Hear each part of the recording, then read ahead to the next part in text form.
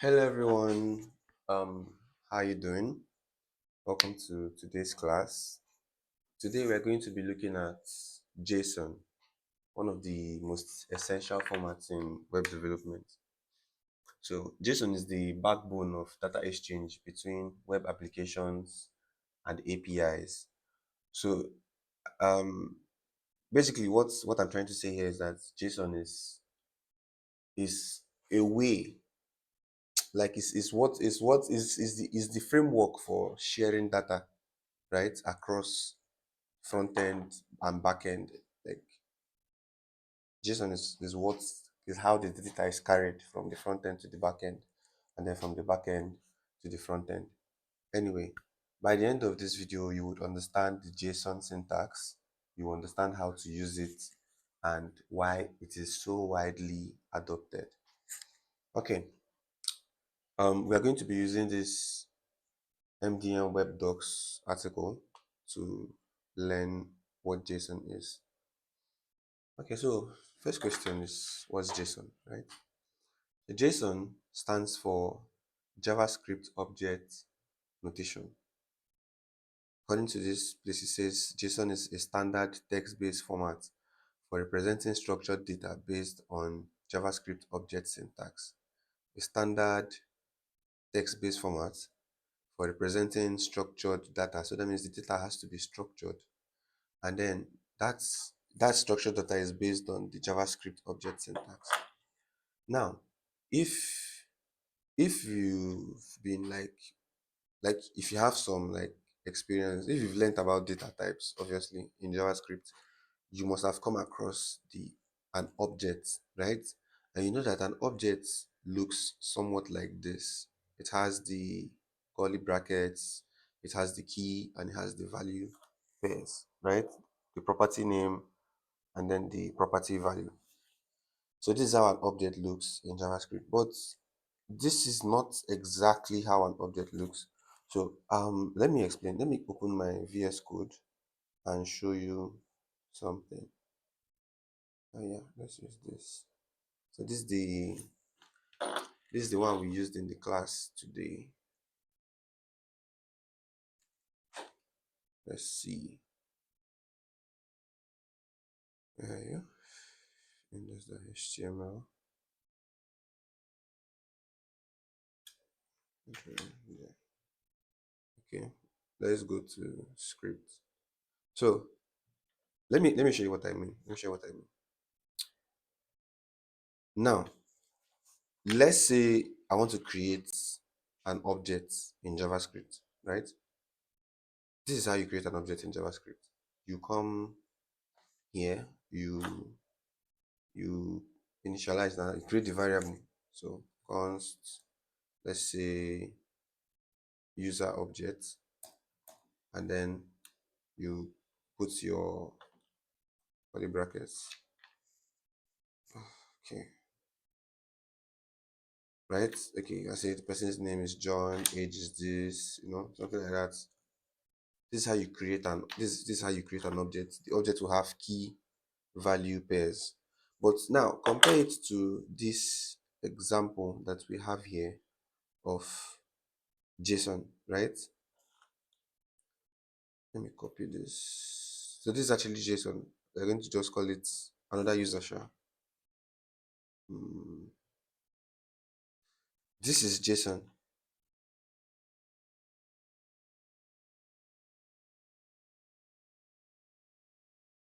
This is how JSON is. This is how it looks, right? Now, usually JSON is going to be in a string. We're going to get to that in this video, but JSON is usually a string like this. This is how JSON looks. So you will see that it looks like a normal JavaScript object, right? But it's not actually an object, it's a string. It's just that the way the string, like the way the characters in the string are structured, is like an object, and then it carries actual data. So the reason why it's like that is because JSON now can be used across different programming languages, right? In JavaScript, this is what we call an object. Like this data structure, this is what we call an object. But This data structure has a different name in, like, let's say Python. I think in Python, the equivalent of an object is a dictionary. Let me check, sir. What is the equivalent of an object, of a JavaScript object? JavaScript object in Python. Okay.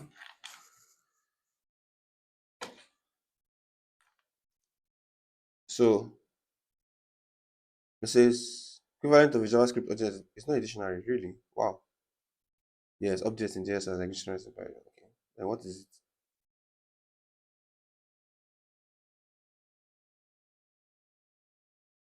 Okay. No, no, hold on. Let me read it first.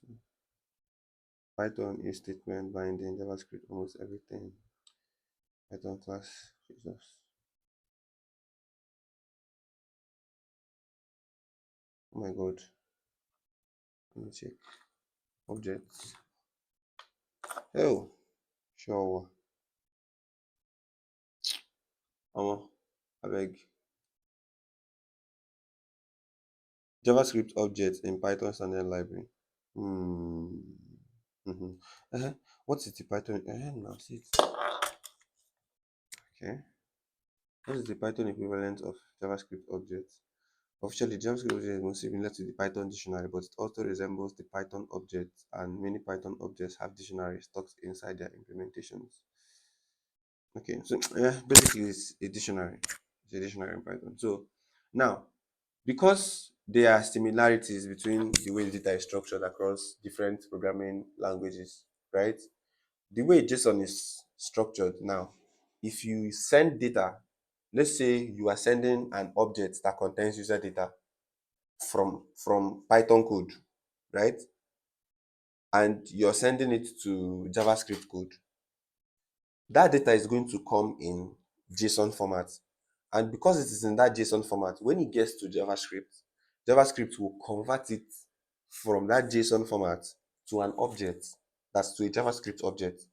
And when JavaScript has, processed that data, works with the data, and wants to send it back to the Python code base, it will convert it back to JSON and then send to the Python code base, which will then convert it to a Python object or a Python dictionary. So that's the way the JSON is structured. Okay, so I hope this actually makes sense, right?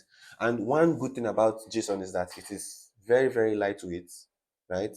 It's a lightweight text-based format. We already showed how is a text-based format. Okay, and I'm giving you a use case. So let's look at the structure and syntax of a JSON object, right? So one of the basic rules is that the data has to be in key value pairs. So it is an object now, obviously. So of course it has to have key value pairs. So this is the key, and this is the value. Key, value, key, value, key, value, key, and value. And this, you will notice that it can take keys and values of different data types, right? This is a string, this is a number, this is a boolean, this is an array, and this is another object.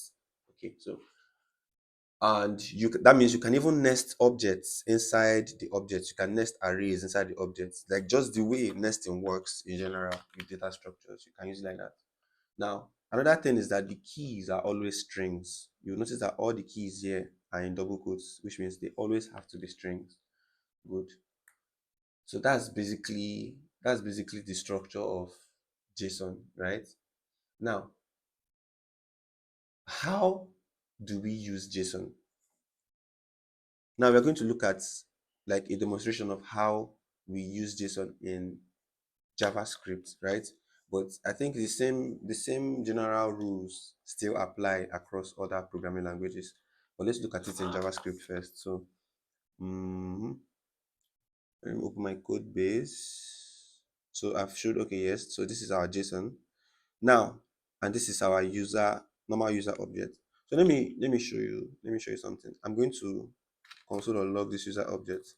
Console.log user,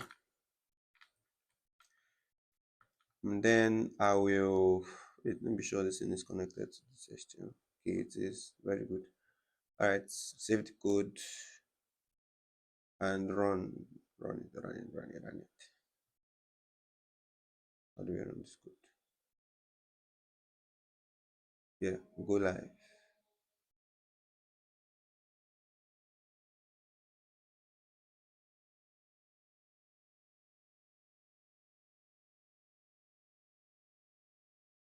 Okay, then go to the inspect, look at the console.log. So this is our user object. This is the user object here, right? Has address, age, and name, which is the one we created with a normal JavaScript object. Yeah. Now let's look at this user.json. So say console.log user JSON, user JSON, save the code, right? So let's go and see our output. Okay, so you see that this is the output we are getting for the JSON here. This is the output for the object. This is for the object, name, age, address, and then this is for the JSON file. Now let's look at a scenario, right? Like you on the front end, you're a front end developer, and you are working with some backend APIs that maybe a backend dev has given you, or maybe like you're using like some open source APIs or something. So, but you have fetched the data from that API and it has gotten to you in JSON format, right? So it is basically now in a format like this. I think we'll still look at a practical example, but I just want to just give you this general explanation first. Okay, so it has come to you in this format, and you want to, because like this it is now. Let's say I try to do something. You know that in a in a normal JavaScript object, I can access any of these properties using dot notation or using bracket notation. So I can do something like this: user.age to get this age. That's if I want to show the age, I'll use user.age. If I do it and save, and you check the code, you will see itself like to show you the age 30. Okay. So, but if I want to get the age in this one now, this user JSON now, if I wanted to get the age in it, and I do user JSON dot age, save the code,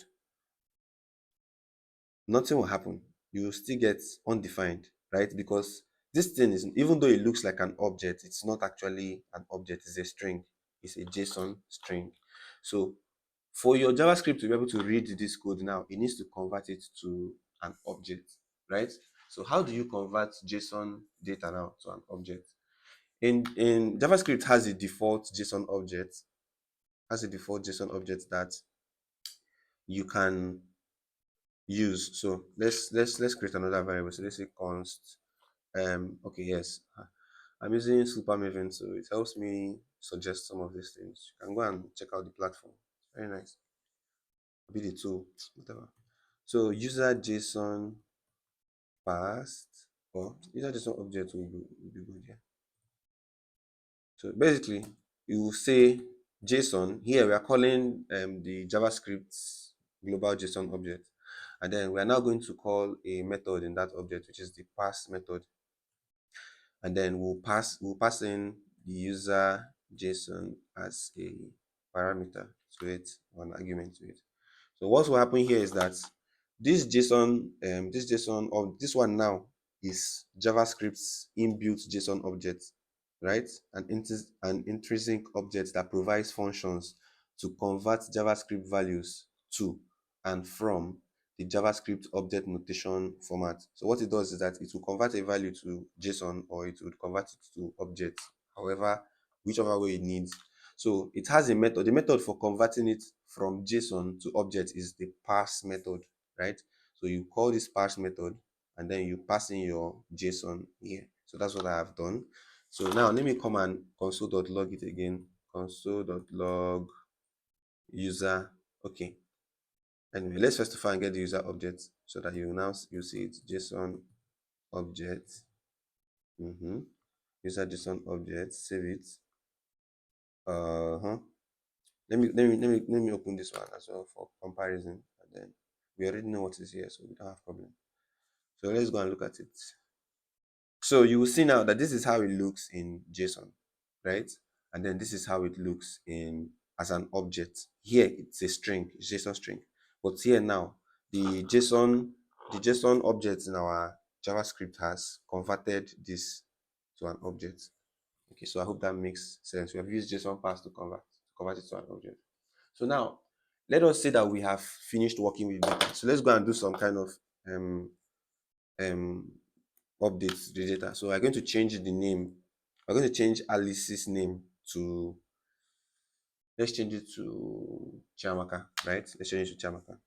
So what I'll do is I would say that's to call this user JSON object. So user JSON object dot name, and then I'll change it to Chiamaka.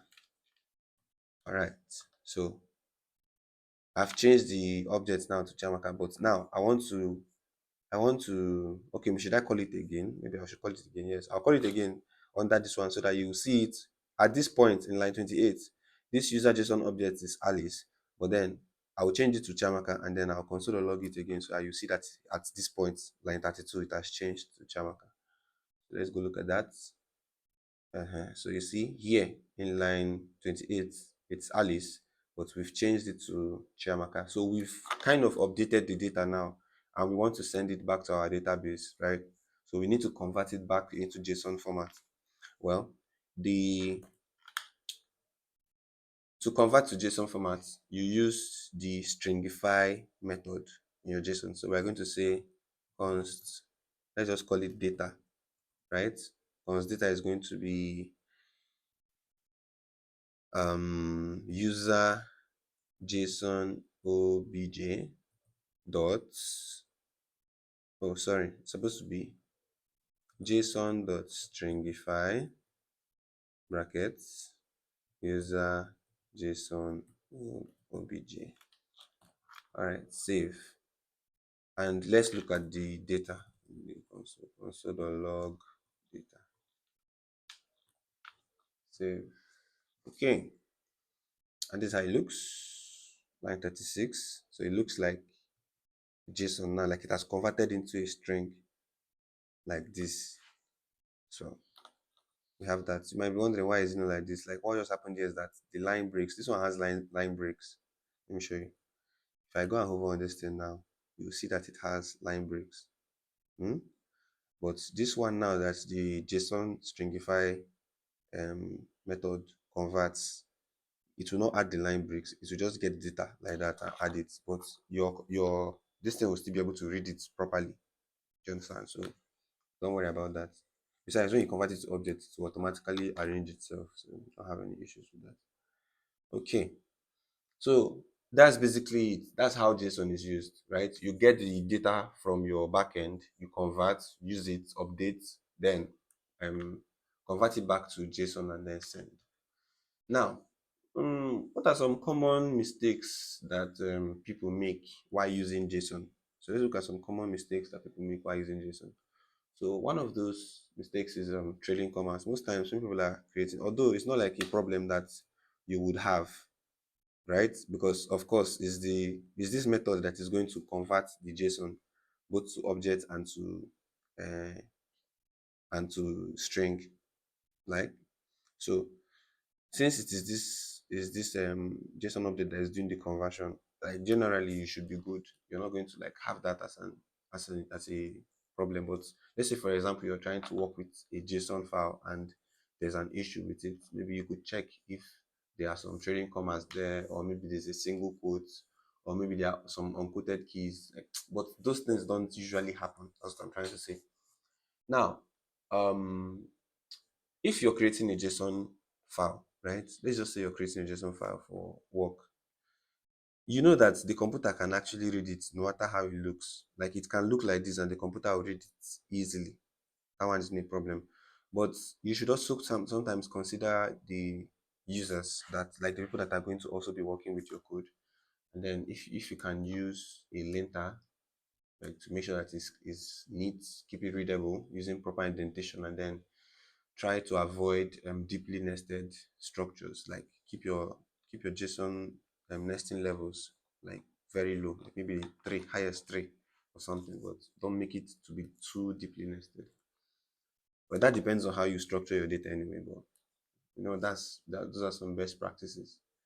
Okay, so now let's look at getting JSON, how you can get JSON from an API, right? We're going to use a mock API. Let's go and look at um, JSON placeholder, JSON placeholder API. So we're going to okay, so free fake REST API. This API, this is just like how an API is going to look and how you can use it, right? So we're just going to call the API. This is how you'll be working with APIs, right? A backend developer would write their backend code and then send you an API link, and then you will consume that API on the front end. Basically, what you're doing is just making a request to the API, getting the JSON data, and then working with it. So let's look at that. So this is the code that we are going to run. We just call the fetch JavaScript, then get a response, and then log the response out. Okay, so let's I can just come and copy the code, but I think we should type it. Which one will be faster? Which one will have more value? Okay, so let's look at this. Let's call this working with working with JSON, example. Okay, okay, let's call it API example. Working with JSON, that's API example. Okay. Okay, just API calls. Okay, I like that. I like that one. Hold on now. This AI today do. Okay, so how does it work? Hmm? I'm going to let's say I want to get some data this from the JSON placeholder API, right? First of all, I'll create a variable to store that data. So I would say, let's say const. I want to get the to-do data, this to-dos, right? So I'll just call it to-do list or to-do items. I don't know. To-do. Let's just call it to-do abeg. All right. Then what will we do? We will now like JavaScript has an inbuilt fetch, right? Inbuilt fetch API, fetch function. We are not going to talk about it in this tutorial, but just know that JavaScript has what is known as fetch API that you can use to get data from an API. And then let's just follow what this is doing. So yeah, so this is the link. This is going to be the link to the API, right? This fetch now would now make a request to this link to get data from that link, and that data is going to come in JSON format, and then it will store here in this to do. So when it has made this request to fetch this data, we are now going to call get the response, and then we would say the response now will make it a JSON file. So response, we'll get the response in JSON format. Get the response in JSON format. I think that's it. So let's see what we have. Console.log to do. Console.log to do. Okay, will this work?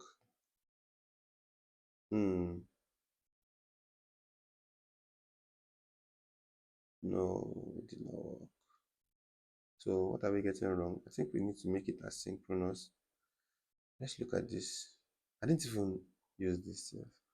Anyway, you can come and read it, Sha, and we've already covered a lot of things here, the JSON structure and all of that. Arrays as JSON. Oh yeah, so JSON doesn't only have to be object, right? A JSON can be an object like this normally. It starts as an object, but a JSON can actually be like structure any data. It's just string. It's just a string. It's just that like as an object, it's easier to structure the data as an object, right, than as a maybe as a string or as an array, right? Like an object data structure gives you more control, more freedom over like how you can access that data. So that's why it's mostly as objects. Yeah. So it can also convert arrays from JSON and other nodes, right? It JSON can actually take the form of any data type that is valid for inclusion inside JSON, not just arrays and objects. So, for example, a single string or a number would be valid JSON. Good.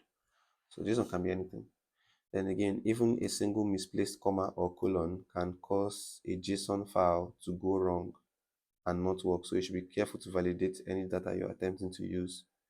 Although computer generated JSON is less likely to include errors as long as the generator program is working correctly. So as long as that's this JSON object stuff is working correctly, right? Which of course it should work correctly.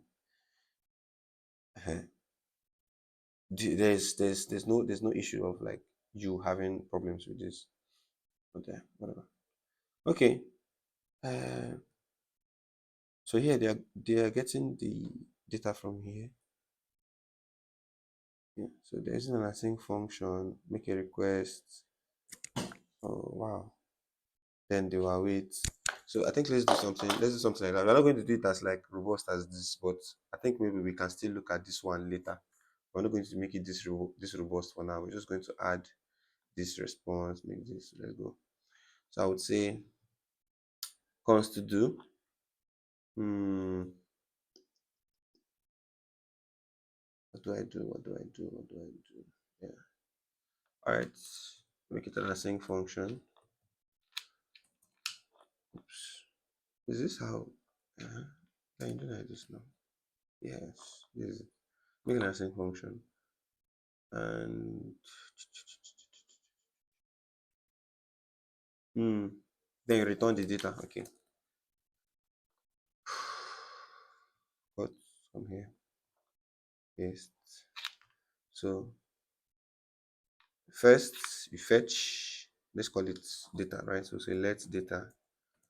No. Hold on. You use the fetch like that. Then res.json. Then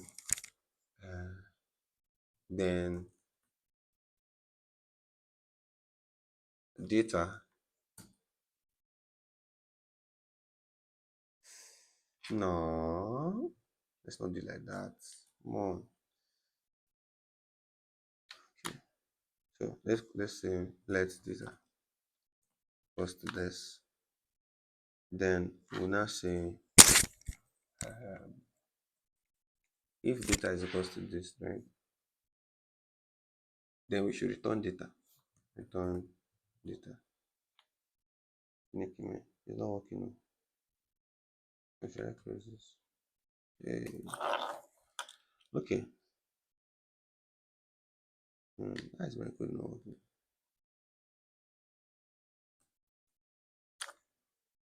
Or should we just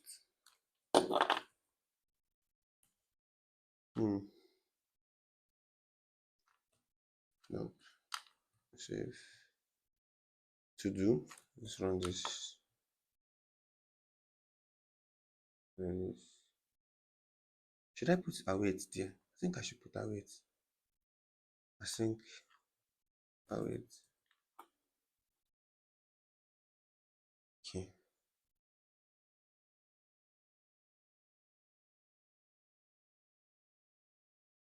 Spending. Then. Okay. That's been fulfilled, but that's not come out. Let's finish. That means that is not complete. So we get the response to this, then we make it. Oh, okay. Let's get the response first now. So we say let's const. Is it const? Should we use const? Yeah, using const. So const response is this fetch. Then this is all this part. Oh, let's cut it off. fetch, and then okay, so const data. Okay,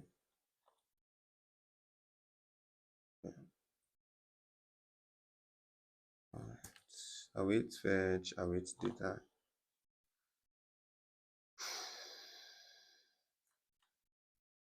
And then shouldn't we just, how do we return this?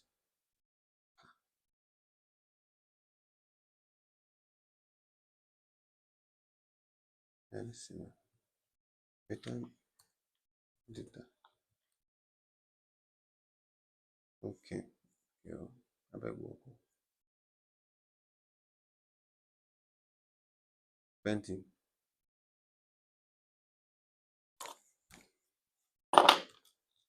Right.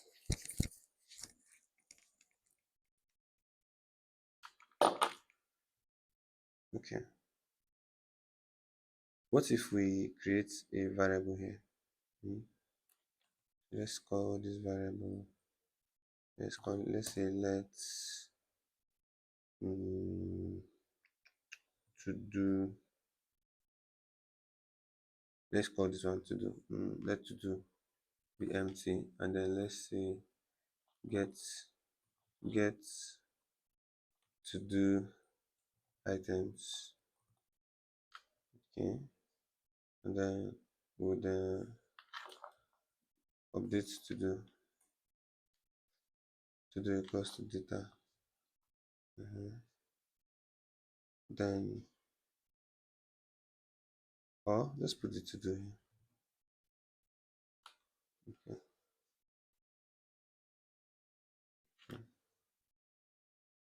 No, not const now. Hmm.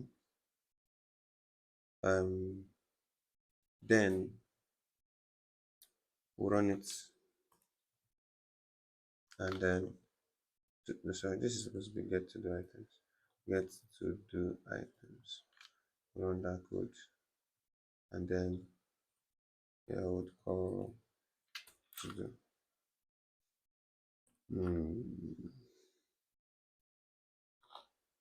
There's a video I watched about call stack recently, but later now, undefined. Wow. Okay, I give up. Let's use this. So here, what they do, await fetch, populate header and heroes. Then populating the header is interesting. Hmm.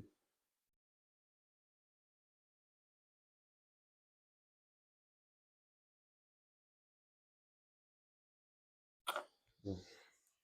Where did now call the async functions?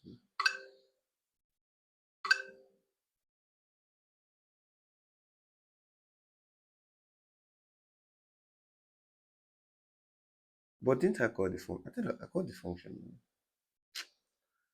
Nah. I think I should just console or log it directly. This thing I'm doing sense. Oh, const data.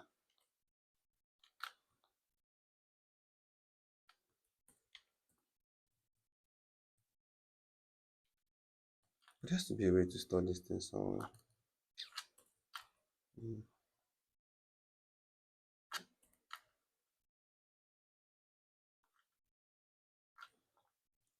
Okay.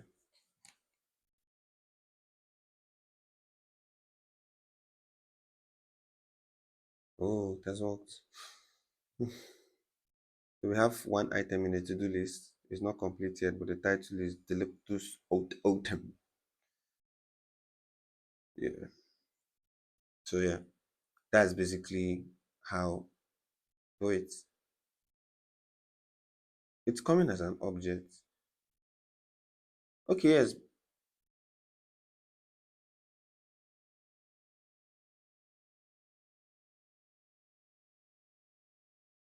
What's happening here? Because when it's here, it's supposed to be, let's see, console.log response.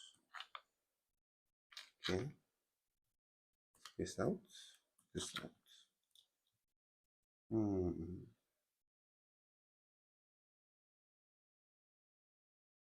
So it comes, see, this is the response, right? The response comes here. It has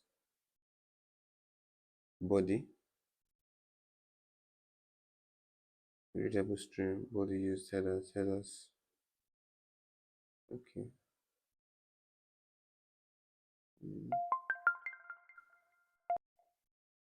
What else?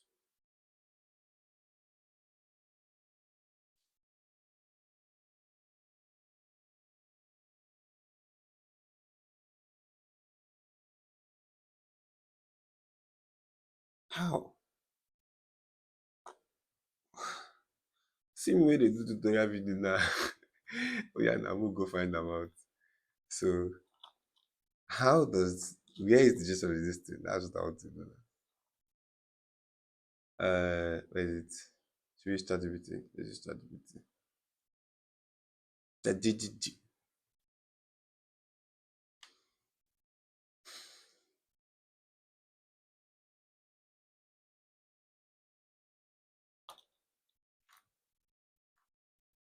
How can how can I see the JSON string in this code? I see the JSON string in this code. Res.text instead of res.json. The JSON method automatically passes the JSON response into a JavaScript object, but text will return the raw string. Interesting. Oh yeah, now let's try. So here we'll say res. Okay, this converts it to JSON immediately. This one will convert it to string. Why wasn't it showing up there as one of the methods? Nah, just stressing like this. No, I'll leave this rest. I want to check. Oh, fine. Let me just leave everything. Let's go and look at the result.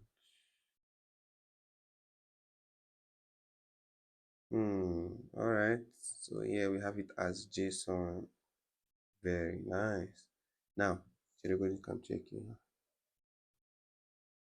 Dot text.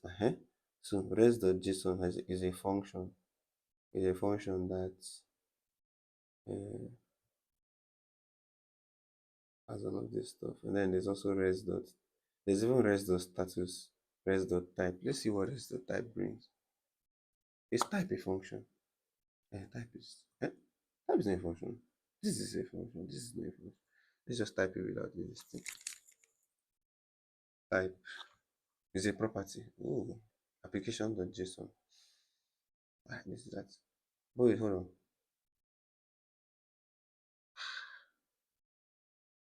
Kilode. Nothing go show now. At least we know what this is.